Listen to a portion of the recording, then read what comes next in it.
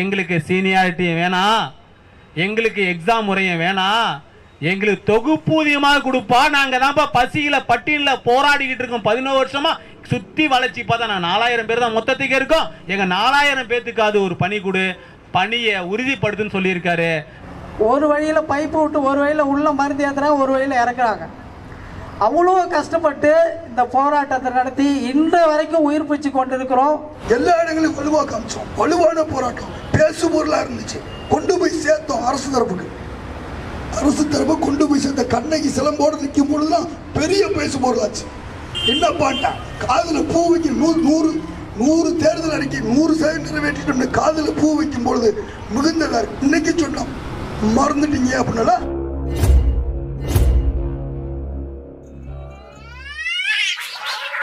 2018க்கு முன்னதாக இருக்கக்கூடிய ஆட்களுக்கு ரத்து பண்ணுவதற்கு அரசு தயார் நிலையில இருக்கு. ஆனால் என்ன முறை கொண்டு வரப்போகுது அப்படின்றதையும் சொல்லிட்டேன். ஆனால் 400 பேர் 410 பேர் ஒரு அசாதாரண சூழ்நிலை வரும்பொழுது அதே தீர்ப்பு நகல் இங்கே வைத்திருக்கிறோம். கொடுத்தால் 4400, இல்லை என்றால் இல்லை ஒட்டுமொத்தமாக. நான் ஏற்கனவே சொல்லிட்டேன். சொன்னா ரைட். அதனால இந்த ஒரு அச்சம் இருக்கும் பாருங்க, அந்த அச்சப்பட வேண்டியது இல்லை.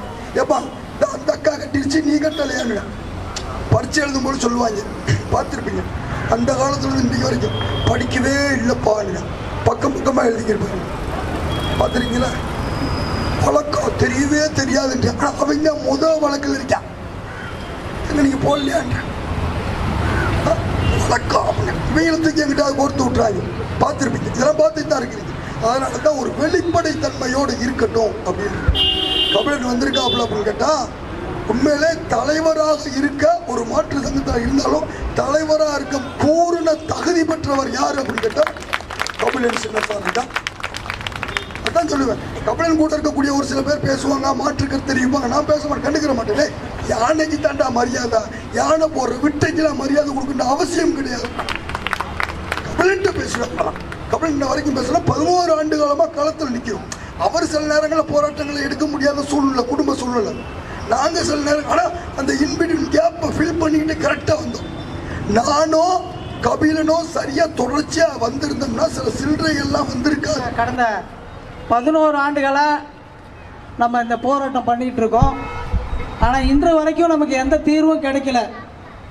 அப்படிங்கும்போது விரக்தியில் சில பேர் இந்த போராட்டம் பண்ணவங்களே சில பேர் வந்து போராட்டத்தில் கலந்துக்கிறது இல்லை. திருச்சியில் அக்டோபர் 5ஆம் தேதி நடந்த போராட்டத்துக்கு பிறகு மாபெரும் ஒரு தொடர் உண்ணாவிரது போட்டோம். சென்னையில் தான் பிளான் பண்ணியிருந்தோம். மண்டல் வாரியாக ஒரு போராட்டம் எடுக்கலாம் அப்படின்னு சொல்லிட்டு தோழர் இளங்கோவன் அவர்கள்கிட்ட ஆலோசனை பண்ணோம். இது ஒரு முன்னோட்டமாக பார்க்கலாம் சார், அதுக்கப்புறம் நம்ம வந்து சென்னையில் பெரிய போராட்டம் ஒன்று பண்ணலான்னு சொல்லிட்டு மண்டல வாரியாக சிறப்பாக மிகவும் சிறப்பான முறையில் இந்த போராட்டத்தை வந்து இன்றைக்கி கடைசி நாள் வந்து நடத்தி கொண்டிருக்கிறார், நடத்தி முடுக்க இருக்கிறார். கபிலன் சொன்னாப்புல மண்டல வாரியான போராட்டம் நடத்துறீங்க, வாழ்த்துக்கள். அடுத்து மாநிலம் தலைமையை ஒரு போராட்டம் நடத்தும்னாரு. கபிலன் தலைமையில் நடத்தினாலும் நாங்கள் பங்கேற்போம். 2013 கபிலன் நடத்துறோம் அப்படின்னா கண்டிப்பாக கை கொடுப்போம், பக்கபலமாக நிற்போம் அப்படின்றது கபிலனுக்கு நன்றாக தெரியும். சரியா? அதனால் மாற்று அதாவது கபிலன் நானும் ஒரே மண்ணில் தான். நம்மளை நம்பி வந்திருக்கவங்கள கைவிட்டக்கூடாது. நம்ம நம்பி வராங்களே அவங்கள கைவிட்டக்கூடாது அப்படின்ற மண்ணில் தான் இருக்கிறோம். எனது நண்பர் இளங்கோவன் அவர்கள் இன்று நேற்று அவர் போராட்ட காலத்தில் இல்லை. இதே இடத்துல நாங்கள் வெயிட்டேஜ் மார்க்காக இங்கே போராட்டம் பண்ணியிருக்கும் போது அவர் வீடியோலாம் போட்டிருப்பார், நீங்கள் பார்த்துருப்பீங்க. ஒரு 4 ஆசிரியர்கள் வந்து விஷம் அருந்தி வந்து தற்கொலைக்கு முயற்சி பண்ணாங்கன்ற நியூஸ் வந்திருக்கு. அதில் வந்து நானும் ஒரு ஆள் வெயிட்டேஜ் மார்க்கு வேணான்னு சொல்லிட்டு போராட்டம் பண்ணோம். அதாவது இப்போ வந்து ஒரு இந்த இடத்துல இப்போ இருக்கிற இடத்துல பேரணி ஸ்டார்ட் பண்ணி லாங்ஸ் கார்டுன்னு அந்த பக்கம் ஒரு வழி இருக்குது, இப்படி தான் கொண்டு போவாங்க. அங்கே ஒரு முடிக்கிற இடத்துல வந்து கடைசியில் வந்து முதல்வரை சந்திக்கிறதுக்கு நாங்கள் வந்து ஏற்பாடு பண்ணித்தரோன்னு சொல்லிக்கிட்டு இருந்த காவல்துறை வந்து கடைசியில் கையை விரிச்சிட்டாங்க. வேறு வழி இல்லாமல் என்ன தஞ்சாவூர்லேருந்து மிகவும் வலிமையான ஒரு பால்ட் ஆயில்னு சொல்லுவாங்க, மிகவும் வலிமையான ஒரு மருந்து வாங்கிட்டு வந்துட்டார். ரெண்டு சொட்டு தான் போட்டோம். பயங்கரமாக விஷம் பரவிடுச்சு. சென்னை ஜிஹெச்சில் தான் சேர்த்துருக்காங்க. அதாவது விஷக்கடி சிகிச்சை பார்க்கக்கூடிய பிரிவில் சேர்த்துருந்தாங்க. அங்கிருந்த டாக்டர்ஸ், ஒட்டுமொத்த நர்ஸு எல்லாருமே ஆச்சரியப்பட்டாங்க. எப்படிங்க? இல்லைங்க 2 சொட்டு தாங்க நான் சேர்த்தோம், 1/2 லிட்டர் பாட்டில் 2 சொட்டில் என்னங்க ஆகிட போகுது அப்படின்னு சொல்லிக்கிட்டு இருக்கும்போது ஒரு வழியில் பைப்பு விட்டு ஒரு வழியில் உள்ள மருந்து ஏற்றுறாங்க, ஒரு வழியில் இறக்குறாங்க. அவ்வளோ கஷ்டப்பட்டு இந்த போராட்டத்தை நடத்தி இன்று வரைக்கும் உயிர் பிடிச்சி கொண்டு இருக்கிறோம். இன்னொரு விஷயம், அன்னைக்கு வந்து அந்த ஹாஸ்பிட்டலில் இருந்த நர்ஸு டாக்டர்லாம் என்ன சொன்னாங்க அப்படின்னா, ஒரே ஒரு விஷயம் சொன்னாங்க. இந்த விஷக்கடி பிரிவுக்கு வந்து சிகிச்சை பெற்ற யாருமே உயிரோடு திரும்பினதே இல்லை. நீங்கள் 4 பேர் மட்டும்தான் முதல் முறையாக உயிரோடு போறீங்கன்னு சொல்லி அனுப்புனாங்க. அவ்வளோ உயிரை கொடுத்து நாங்கள் போராடிக்கிட்டு இருந்த போராட்டம் இன்று வரைக்கும் எதிர்க்கட்சியாக இருந்த தற்போதைய முதல்வர் மு.க. ஸ்டாலின் ஐயா அவர்கள் அன்றைக்கு நிறைய குரல் கொடுத்தாங்க. அன்றைக்கி கலைஞர் இருந்தார், ஏகப்பட்ட அறிக்கை விட்டார். அன்றைக்கு இருந்த எஜுகேஷன் செக்ரட்டரி சபிதா மேடம் வந்து அதை கண்டுக்கவே இல்லை. அவங்களுடைய சுய லாபத்திற்காக இத்தனை பேரை வந்து பழி வாங்கிட்டு வெயிட்டேஜ் மார்க்கில் போட்டு பழி வாங்கிட்டு போயிட்டாங்க. பட் அப்படி இருந்தும் நம்ம போராட்டம் உயிர்ப்பிச்சுக்கிட்டே இருந்தது. நாங்கள் எல்லாருமே வீதி வீதியாக இறங்கி ஓட்டு கேட்டோம். வீதி வீதியாக ஒவ்வொரு வீதியாக போடுங்க, டிஎம்கேக்கு ஓட்டு போடுங்கன்னு போராடணும். அதனால தான் நீங்கள் உரிமையாக கேட்குறோம், சாதாரணமாக கேட்கல, உரிமையாக கேட்குறோம். இன்னைக்கு நாங்கள் ஓட்டு கேட்டோம், வீதி வீதியாக ஓட்டு கேட்டோம். அன்னைக்கு அண்ணா அறிவாலயத்தில் வந்து பார்த்தீங்கன்னா இன்னைக்கு அந்த திராவிட முன்னேற்ற கழகத்துடைய தொண்டர்கள் வெடி வெடித்து கொண்டாடினாங்களே இல்லையோ, அவங்க வெற்றி பெற்ற உடனே அவங்க அண்ணா அறிவாலயத்தில் முதல் பட்டாசு வெடித்தது எங்களின் பட்டாசு. அது 2013ஆம் ஆண்டு ஆசிரியரின் பட்டாசு. அதை தற்பொழுது நம்ம ஆகஸ்ட் 5ஆம் தேதி நடந்த போராட்டத்தில் எதையுமே நாங்கள் உண்மை வேஸ்ட் பண்ணல. அதை கொண்டு போயிட்டு எங்கெங்க சேர்க்கணுமோ அங்கங்க மிக பத்திரமா சேர்த்தோம். உண்மையே வந்த நம்முடைய அமைச்சர், கல்வி அமைச்சர், உண்மையை பயங்கரமான நம்ம பேர்ல ஒரு பெரிய நம்பிக்கை, நம்ம பேர்ல நல்ல மரியாதை, நம்ம சங்கத்து பேர்ல. நாங்கள் போனப்ப எல்லாரையுமே வாங்க வாங்கன்னு சொன்னாரு. எங்களை கூப்பிட்டது, வாங்கப்பா சொல்லுங்கப்பா, உங்களுக்கு என்னப்பா செய்யணும், உங்களுக்கு தான்ப்பா செஞ்சிருக்கேன்ப்பா, செய்யலாப்பா காத்துக்கிட்டு இருக்கேன்னு தான் சொன்னார். வேண்டி அப்பா என்ற வார்த்தையை உரிமையோடு அழைத்தது நம்மள மட்டும்தான். உண்மை உண்மை. அப்பொழுது அவரு சொன்னது எல்லாமே, அப்பா உங்களுக்கு தான் நான் வருஷத்துக்கு இந்த 0.5 மாதிரி கொடுத்தோம்ப்பா, உங்களுக்காக தான் நான் இவ்வளவு செஞ்சுக்கிட்டு இருக்கேன், நீங்க கஷ்டப்பட்டது எல்லாமே எனக்கு தெரியும், தெரியாதெல்லாம் ஒண்ணும் இல்லை, கண்டிப்பா செய்வோம், பொறுத்திருங்க. கோர்ட்ல நானாப்பா தீர்ப்பு கொடுக்க சொன்னேன்? இல்லையே, நான் உங்களை செய்ய தான் காத்துக்கிட்டு இருக்கேன், செய்யறேன்னு தான் சொன்னார வேண்டி செய்யலன்னு சொல்ல. நாங்க கேட்கறதெல்லாம், ஐயா நீங்க செய்யறேன்னு சொன்னீங்க, கண்டிப்பா செய்வீங்க, அதுல எந்த மாற்றமும் கிடையாது. ஆனா நீங்க செய்யறதுக்குள்ள எங்க ஆயுள் தான் இருக்குமான்னு தெரியலங்கிறதுக்காக நாங்க இன்னைக்கு கவனத்தை கொண்டு வரோம். எங்கள் ஆயுள் பாதி முடிஞ்சிருச்சு, ஆயுள் காலமே குறைஞ்சிருச்சு. ஆனா நீங்க கொடுக்க போற பணியை வாங்குற இடத்த நாங்க இருப்போமா அங்க தெரியலங்கிறதுக்காக தான் கொடுக்கறத சீக்கிரம் கொடுங்க, பசியோட இருக்கோம், எங்களுக்கு பசி ஆத்துங்கிறதுக்காக தான் இந்த மாபெரும் மண்டல ஆர்ப்பாட்டம். போராட்டம் உயிர்ப்பிச்சது. யாருக்கு இடையில வந்து பார்த்தோம் அப்படின்னா, கொஞ்ச நாளைக்கு அப்புறம் நானே என்ன பண்ணிட்டோம், இதெல்லாம் வேணான்னு சொல்லிட்டு பிஜிடிஆர்பி படிக்க போயிடலாம். 5 வருஷம் பார்த்தோம், 10 வருஷம் பார்த்தோம், 5 வருஷம் 6 வருஷம் பார்த்தோம், அதுக்கப்புறம் பிஜிடிஆர்பிக்கு போயிடலாம், இது நமக்கு எட்டாக்கடியாக தான் இருக்கும் அப்படின்னு சொல்லிட்டு, இப்போ இலவு காத்த கிளிவு மாதிரி இருக்கக்கூடாதுன்னு சொல்லிட்டு போயிட்டோம். அப்படி இருந்த சூழ்நிலையும் எனது நண்பர் இளங்கோவன் அவர்கள் இந்த போராட்டத்தை வந்து தருமபுரியில் அங்கங்கன்னு தமிழ்நாடு முழுக்க போராட்டம் பண்ணி தேர்தல் அறிக்கையில் இடம்பெற செஞ்சு இந்தியா முழுக்க பல்வேறு மாநிலங்களில் இந்த தகுதி தேர்வு நடக்குது. இருந்தாலும் தமிழ்நாட்டில் பல போராட்டங்கள், சட்ட போராட்டங்கள் நடந்த பிறகு தான் செட்டு, ஸ்லெட்டு, நெட்டு போன்ற தேர்வுகளை போல் ஆயுட்கால சான்றிதழாக கொடுங்க அப்படின்னு சொல்லிட்டு நமக்கு டெட்டு தேர்வுக்கும் ஆயுட்கால சான்றிதழ் வரதுக்கு முதன்மையான காரணமாக இருந்தவர் நண்பர் இளங்கோவன் அவர்கள் மற்றும் வடிவேலு சுந்தர் மற்றும் சங்க நண்பர்கள் அவர்கள். யாரையும் நம்பி ஏமாந்துடாதீங்க, யாருக்கும் பணம் போடாதீங்க. உண்மையே சொல்ல போனா இன்னைக்கு 4000 பேருக்கு இந்த பணி கேட்டிருக்காரு. ஆனா நாங்க அன்னைக்கு நின்னப்ப 4000 பேர் எங்க கூட இல்லைங்க, வெறும் 500 சில்லற பேர் தான், 600 பேர் தான் அன்னைக்கு அவரு கூட பயணிச்சு. அந்த 100 ரூபா போட்டு இன்னைக்கு ஜெயிச்சிருக்கு, 25,000 ஜெயிச்சிருக்கு. ஆனா 410 பேர் கொடுத்த அமௌண்ட் உங்களுக்கு எல்லாத்துக்குமே தெரியும். ஆனா அவங்க கூட நமக்கு தீர்ப்பு கிடைச்சிருக்கா கிடைக்கலையா? கிடைச்சிருக்கா? கிடைச்சிருக்கா இல்லையாமா? ஏன் நாங்க போக முடியும்? 600 பேர் போக முடியாதா எங்களால? ஏன் போகல?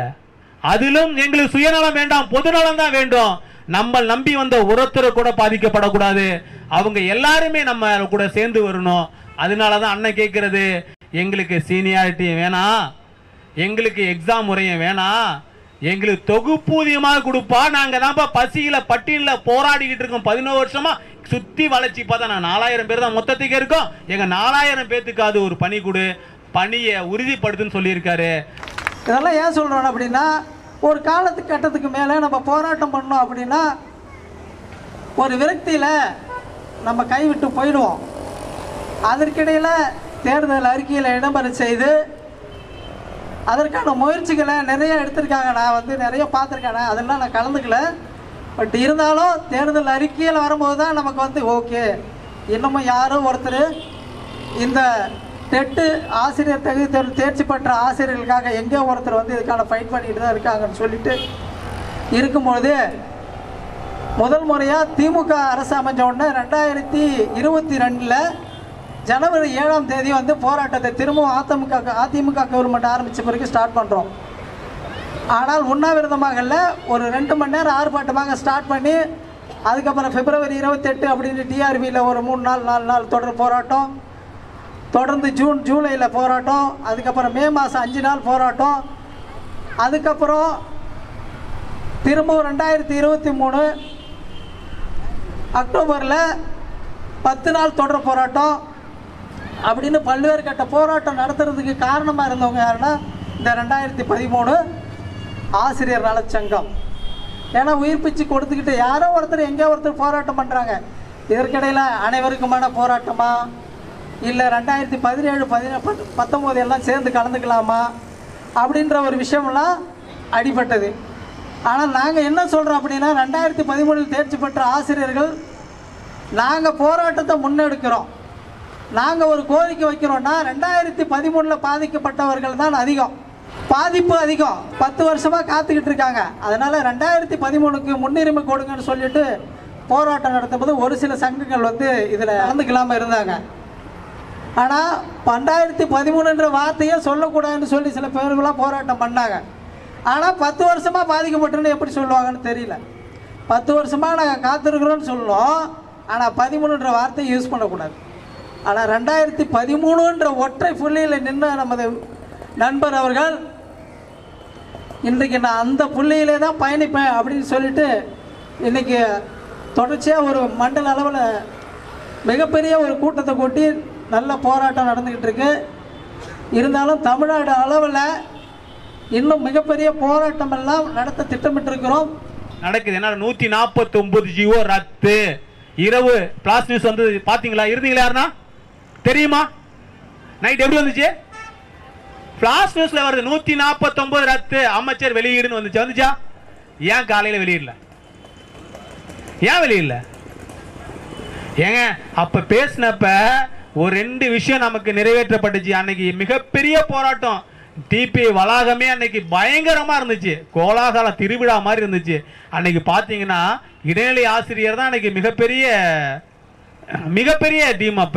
அப்ப நம்மலாம் அந்த இடத்துல உட்கார்றப்ப பிரஸ் மீட் கூட நம்ம சைட்ல வரல. அப்ப நம்ம ஆசிரியர் கண்ணீர் எல்லாம் பயங்கரமா இருந்துச்சு. அப்ப அண்ணன்ட்ட கேட்ட ஒரு வார்த்தை, பெண் ஆசிரியர், அண்ணே என்னன்னா நடக்குதுங்க, பணநாயகம் தான் இங்க ஜெயிக்குதானே, அப்ப வலிக்கு யாருமே உரிமை கொடுக்க மாட்டாங்களான்னு சொன்னப்ப அண்ணன் எடுத்த மிகப்பெரிய சிந்தனை. அங்க நடந்துட்டு இருந்த 3 போராட்டம். முதல் போராட்டம் என்னன்னா, ஒருத்தவங்களுக்கு பணி கொடுத்துட்டாங்க, நிரந்தரம் செய்யல. ஒருத்தருக்கு பணி கொடுத்துட்டாங்க, பணி ஊதியம் உயர்வு இல்ல. ஐயா எனக்கு பணியே இல்லையான்னு சொல்லி போராட்டாங்க. வருகின்ற சட்டமன்ற எலெக்ஷனுக்கு முன்னாடியே அனைத்து தகுதி தேர்வில் தேர்ச்சி பெற்ற ஆசிரியர்களும் ஒன்றிணைத்து சென்னையில் கடந்த ஆண்டு நடைபெற்றது போலவே 2025 அல்லது இந்த ஆண்டு இறுதியிலேயோ மிகப்பெரிய போராட்டம் ஒன்றை நாங்கள் முன்னெடுப்போம். வெற்றி கிடைக்கும் வரை 2013 தகுதி தேர்வில் தேர்ச்சி பெற்ற ஆசிரியர்கள் நாங்கள் ஓய மாட்டோம் என்பதை முத்துவேல் கருணாநிதி ஸ்டாலின் ஐயா அவர்களுக்கு நாங்கள் கோரிக்கையாக விடுக்கிறோம். கபிலன் ஒரு அதிர்ஷ்டவசமா சென்னையில் இருக்கிறார், அதனால அடிக்கடி போயிட்டு வந்துருவாரு, தலைவர்லாம் பார்த்துருவாரு. நம்ம ஒன்று செய்யினாலும் மதுரையிலிருந்து நம்மளே வர வேண்டியதா இருக்கு. அதான் சிக்கல். இப்போ மண்டல வாரியான போராட்டம் என்னத்துக்கு எடுத்திருக்கோம் அப்படின்னு கேட்டா, இப்போ கபிலன் சொன்னது போல மிகப்பெரிய போராட்டம் எடுக்கணும்னா 5000 50,000 பேரும் கூடினாலும் தொடர் போராட்டமாக இருந்தால் மட்டும்தான் வெற்றி பெற முடியும். ஒரு நாள் போராட்டம்னா முடியுமா? இதே ஜாக்டோஜியோ 40,000 பேர் இதே இங்கே கூடினாங்க, சென்னையில் அடக்கிட்டாங்களே. டிக்டோ ஜாக் அடக்கிட்டாங்களே. அவங்களுக்கு ஒன்றும் தெரியாது, பணம் இருக்கு, சம்பாதிக்கிறாங்க. அடுத்த ஒரு நாள் சம்பள இழப்பு தான். நமக்கு அப்படியா? இப்போ நீங்கள் விழுப்புரம் திருவண்ணாமலை தான் வந்திருக்கீங்க. எத்தனை மணிக்கு வந்திருக்கீங்க? காலைல கிளம்பி வந்திருப்பீங்க. எவ்வளோ பொழப்பை விட்டு ஒரு நாள் பொழப்பை விட்டு நீ திரும்ப மறுபடியும் போகும். நான் உங்களையே பாவம்னு பார்க்குறேன். மதுரைக்காரனையும் தூத்துக்குடிக்காரனும் கன்னியாகுமரிக்காரனையும் யோசிச்சு பாருங்க. முதல் நாள் கிளம்பி இங்கே வந்து இன்னைக்கு கிளம்பி நாளைக்கு மறுநாள் போகும்பொழுது அவர்களுடைய அலைச்சல், அவர்கள் என்ன நோக்கத்துக்கு வரார்களோ அது ரொம்ப பலவீனமாயிடுது. அப்போ அதை என்ன பண்ணலாம்? மண்டல வாரியா பண்ணிடுவோம். நீ உன் வீட்டு பக்கத்திலே வா. இதே இந்த ஸ்ட்ரென்த்தான போராட்டம் எந்த போராட்டத்துக்கு இங்கே இவ்வளோதானே வருவாங்க, பார்த்துருப்பீங்களா? இவ்வளோதானே வந்திருப்பாங்க. இந்த கூட்டத்தை ஒட்டு மொத்தமாக எல்லா இடங்கள்லையும் காமிச்சிருக்கோம், எல்லா இடங்களையும் வலுவாக காமிச்சோம். வலுவான போராட்டம் பேசு பொருளாக இருந்துச்சு. கொண்டு போய் சேர்த்தோம் அரசு தரப்புக்கு. அரசு தரப்பு கொண்டு போய் சேர்த்த கண்ணகி சிலம்போடு நிற்கும் பொழுதுதான் பெரிய பேசு பொருளாச்சு. என்ன பாட்டா காதில் பூ வைக்க 100 தேர்தல் அறிக்கை 100% நிறைவேற்றிட்டு காதில் பூ வைக்கும் பொழுது மிகுந்ததா இருக்கு. இன்னைக்கு சொன்னோம் மறந்துட்டீங்க அப்படின்னா என்ன பண்ணுவோம்? ஞாபகம் மறந்துக்கு வல்லாரக்கீரையை அனுப்பி வைப்போம் அப்படின்னு அனுப்பி வச்சிருக்கோம். நீ அனுப்ப போறோம். வல்லாரக்கீரையை முதல்வருக்கு ஞாபகப்படுத்தும் விதமாக பொதுவாக ஒரு போராட்டம், ஒரு ஆர்ப்பாட்டம், உண்ணாவிரதம்னா 100ல் 1 10ல் 1 நமக்கு தான். இப்போ சென்னையை மையப்படுத்தின சரி, ஏன்னா இங்கே தான் இருக்கிறாங்க. ஆனால் சென்னையில் நாங்கள் போராட்டம் பண்ணோம்னா சென்னையில் மட்டும் போராட்டம் பண்ணோம். இங்கே மட்டும் போராட்டம் நடக்கலை. வள்ளுவர் கோட்டத்தில் ஒரு போராட்டம் நடக்குது, 7 போராட்டம் நடக்குது நீங்கள் மட்டும். அப்போ 7 இடங்கள்லையும் வரும்பொழுது அந்த செய்தி செம்மையாக வருது. திருவாரூரில் ஒரு போராட்டம்னா திருவாரூர் நாங்கள் பண்ணால் மட்டும்தான் போராட்டம். அன்னைக்கு திருச்சியில் நாங்கள் பண்ணது தான் போராட்டம், நம்ம பண்ணது தான். இப்போ என்ன ஆயிடுச்சு? 5 நாளா தொடர் போராட்டம் மாதிரி 5 நாளா தமிழகம் முழுவதும் 2013 ஒழிச்சுக்கிட்டு இருக்கா இல்லையா? சிம்பிளா முடிச்சிட்டான். 1.5 கோடிக்கு போட்டு வழக்க போட்டேன். எங்களுக்கு அப்புறம் யாருமே வழக்கு போட முடியாதுங்க. உனக்கு அப்பே ஊர்த்தி இருக்காண்டா, 2018 போட்டு வச்சிருக்காண்டா. அதுலேயும் வந்தாங்க. வந்து சங்கம் போடக்கூடாதுன்னு அந்த நீதியரசர் சொன்னாரு.